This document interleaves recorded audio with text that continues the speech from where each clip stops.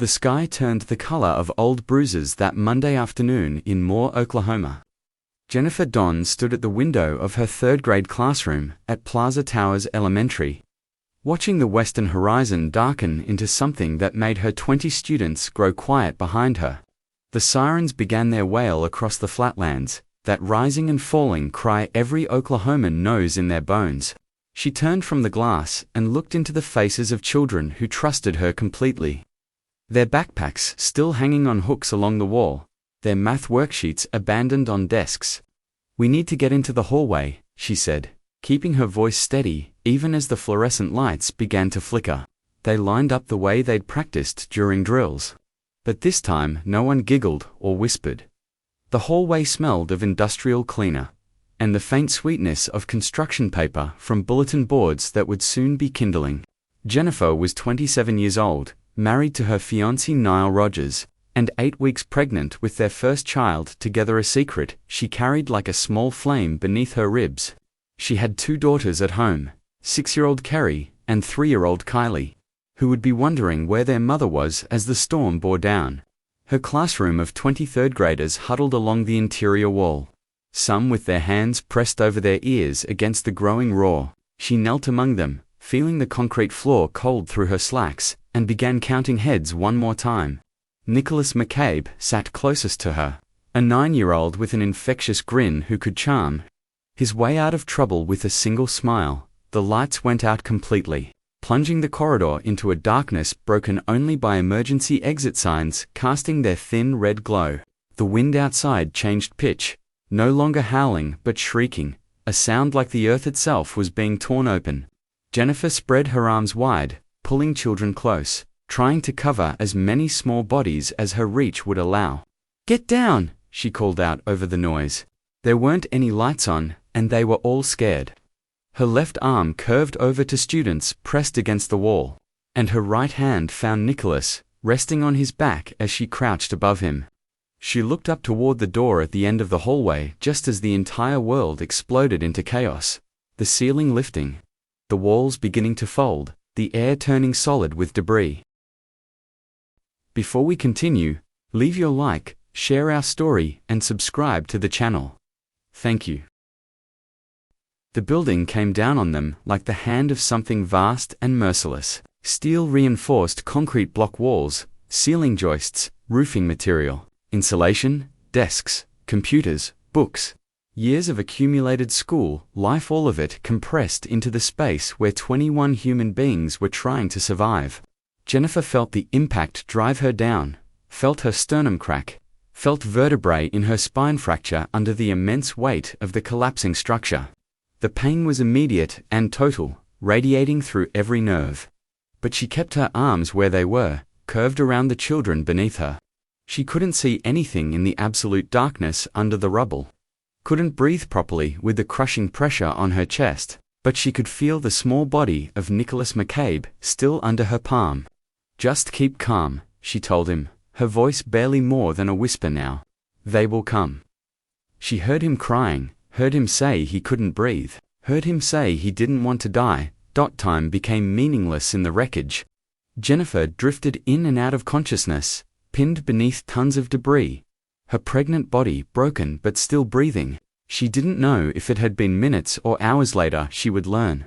The tornado had been on the ground for 39 minutes, carving a path of destruction 17 miles long through the heart of Moore.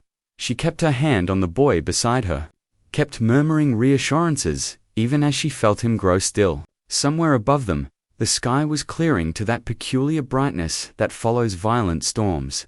Sunlight streaming through the pulverized remains of what had been a school. Rescuers were already converging on the site, firefighters and police, and ordinary citizens with bare hands, tearing at the rubble, calling out, listening for any sound of life beneath.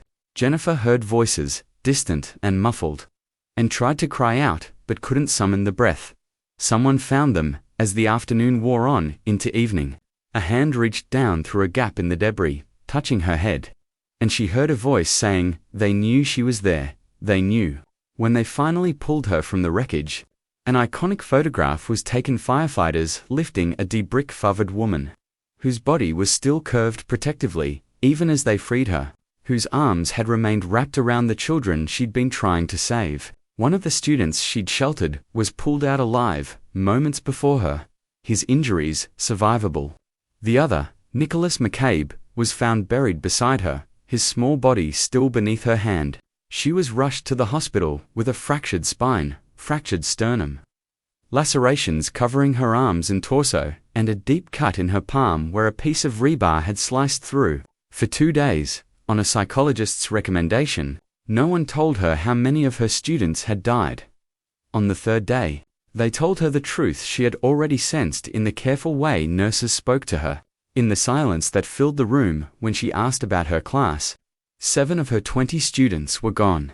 7 children who had been alive and laughing and learning that Monday morning were now names on a list of the dead, part of the 24 people the tornado had killed in its brief, catastrophic passage through Moore Sidney Angle, Nicholas McCabe, Christopher Legg, Janae Hornsby, Emily Canozza, Kyle Davis, Antonia Candelariache knew each of their faces, their handwriting, their favorite subjects, the particular way each one raised their hand in class.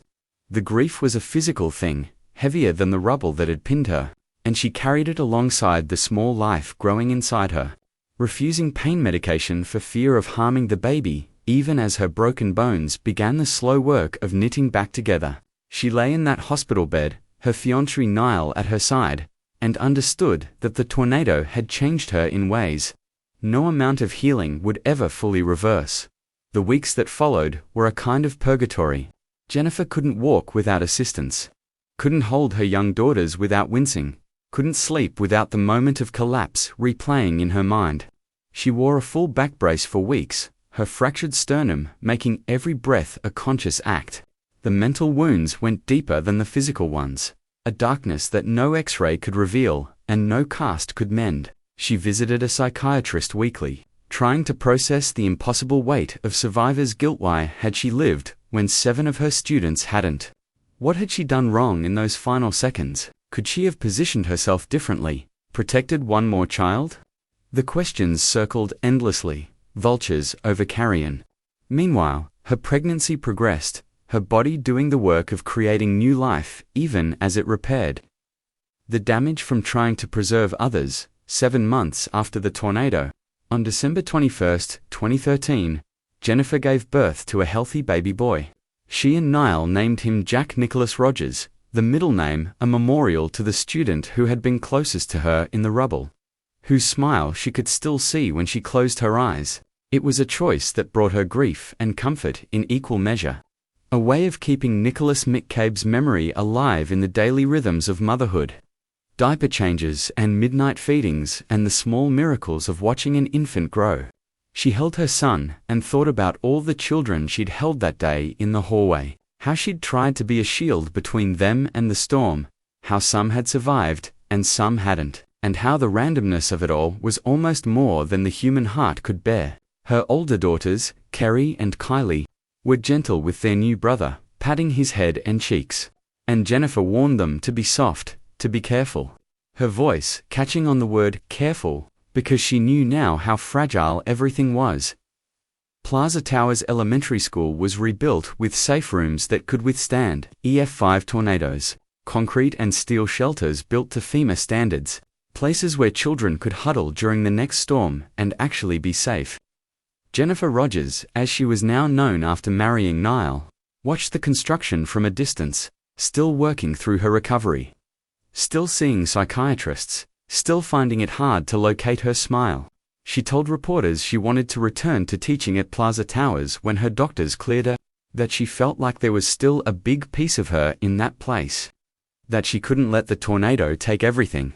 It was an act of almost incomprehensible courage, this determination to go back to the site of her trauma, to stand again in a classroom and trust that the walls would hold.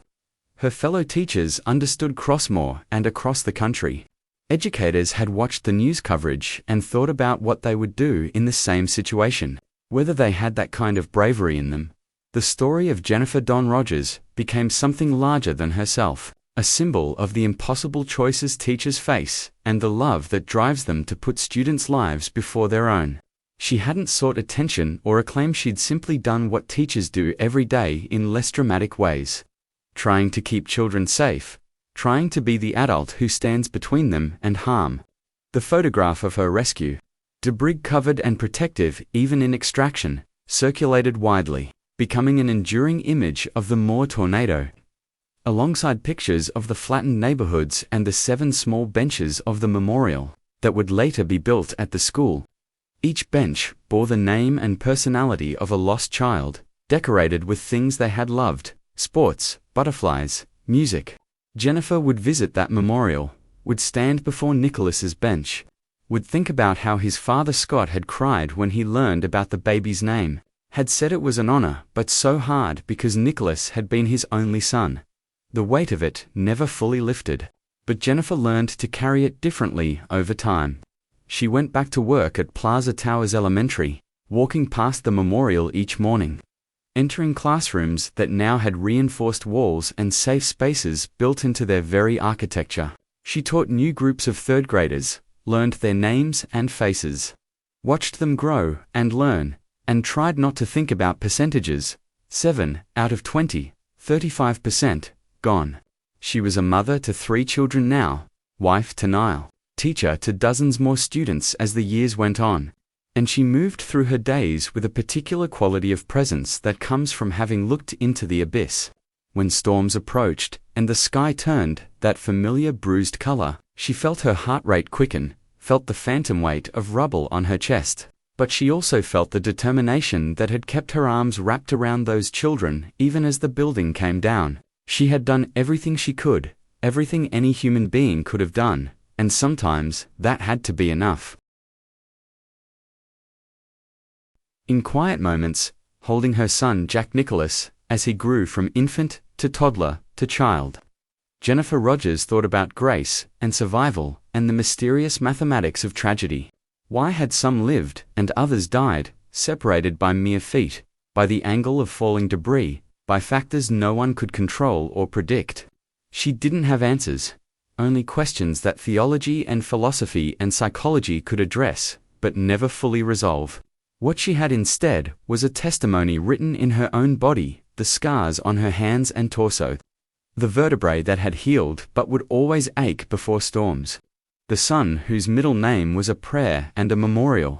She thought about the other teachers across America who faced similar, impossible situations, who threw themselves between students and gunmen, who stayed with children during hurricanes and floods and fires, who absorbed violence meant for the young.